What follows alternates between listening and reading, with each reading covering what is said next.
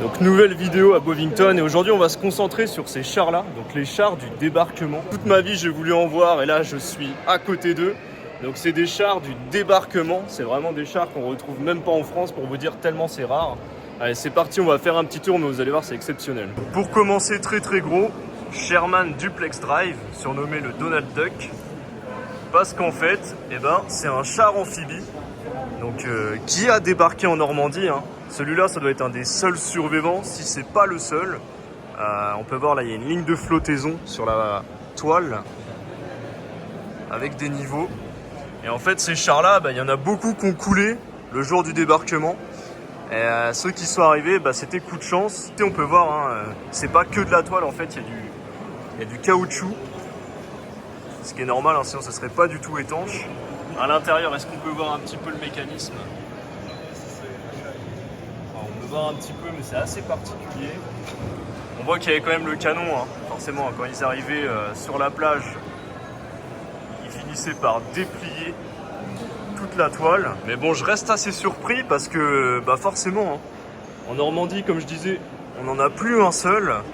À part forcément en monument comme à Courceuil-sur-Mer où on voit encore d'ailleurs cette forme de rail ou à Port-en-Bessin. Mais là celui-là il est vraiment complet, regardez, avec les pales, tout le mécanisme. Je pense qu'il flotte plus, mais par contre niveau mécanisme, je suis quasi sûr que ça tourne encore. Donc là pareil, on en voit en Normandie, il y en a un au musée de Bayeux, sans la remorque.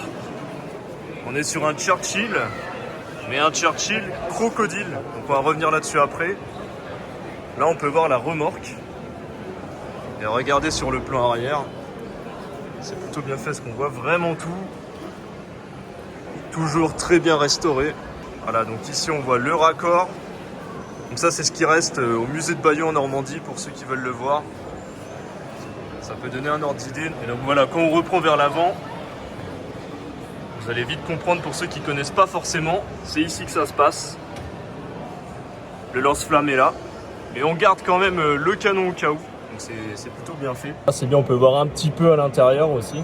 Un Sherman mais Firefly qui dans la légende aurait permis de détruire le char tigre de Michael Whitman. Le légendaire Cromwell, et je vais le montrer tout à l'heure, hein, il est en carrousel avec un centaure. On peut le voir rouler.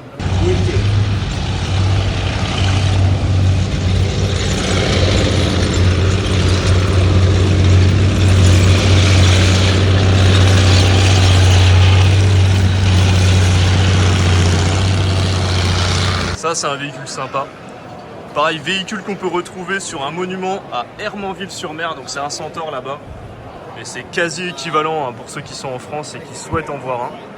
Parce que pareil, je sais pas s'il y en a d'exposés en musée en France. On continue avec un Bren Carrier. Bon là, je commence à très bien le connaître celui-ci. Je pourrais même le démarrer moi-même si je le voudrais là. Ouais, il reste hyper sympa. Et celui-là il est tout équipé, il n'y a pas de doute. Encore un Churchill mais un Havre avec le pétard à l'avant. Et comme celui de Courceuil en fait il y avait le sorte de support pour pouvoir porter les fascines et les déposer. Les fascines en fait c'est les lamas de bois, hein, de rouleaux de bois. Un peu plus standard, un Stuart M5, pareil un half-track, un M4A4. Je pense qu'il roule, il a l'air d'être utilisé de temps en temps. Un M10 Achille. Donc voilà, ils sont vraiment dans la lignée. Hein. Là, on est secteur Libération.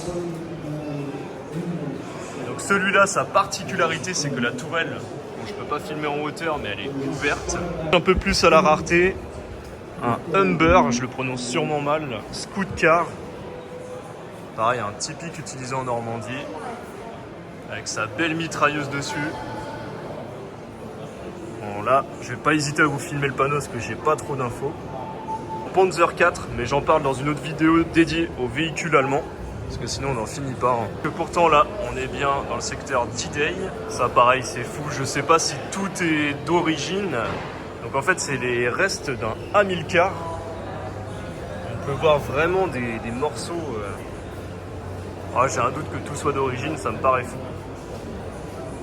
On voit là-haut le cockpit, avec à l'intérieur du coup le tétrarche. Donc ça c'est un char typiquement qui est arrivé par avion, l'Hamilcar. Et c'était une catastrophe parce qu'en fait quand ça atterrissait, généralement l'Hamilcar finissait plutôt mal. ça bloquait le système chenillé du tétrarche. Et c'était, je sais pas si inutilisable, mais en tout cas c'était très compliqué du coup de pouvoir le sortir. Un Wissol M29. Et celui-là, version C, c'est quoi? C'est ça. Les caissons qui lui permettent de flotter. Ah, j'aimerais bien en voir un flotter, ça paraît comme un Schwimmwagen. Là on est sur du Funnies, hein, ce qu'on appelait du coup les véhicules adaptés, créés entre guillemets par la compagnie de Percy Hobart. Ah, le Sherman Crab, honnêtement c'est vraiment un véhicule pareil que je voulais voir avec son fléau à l'avant. Les grosses chaînes là sur le... qui permettaient de faire exploser les mines. Et ça c'est vraiment l'histoire de Normandie, ça me rappelle toujours encore une fois les vidéos d'archives où on peut voir ça en action dans les champs en Normandie. C'est une très très belle pièce. Et au final le système il est assez simple.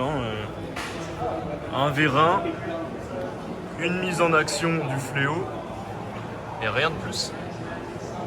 Ça devait rester assez dangereux, hein, même si on a une sorte de protection là. À mon avis on n'est pas loin de pouvoir se prendre une mine quand même dans les chenilles parce que même s'il y a des chaînes un peu partout, le risque à mon avis il devait encore persister, ça n'empêche pas de pouvoir se faire tirer dessus. Bon et celui-là c'est pour le fun, on est hors sujet et regardez là, la taille très réduite.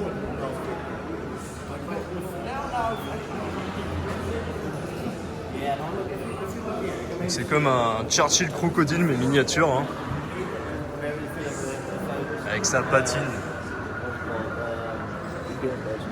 Donc là apparemment on est sur de l'italien. Voilà, j'espère que la vidéo à propos des véhicules du débarquement vous ont plu. N'hésitez pas à liker, partager et vous abonner. Et je vous prévois encore de grosses vidéos là, c'est la lancée. Il y aura plein d'autres musées de ce genre avec plein de véhicules. Ça sera hyper sympa.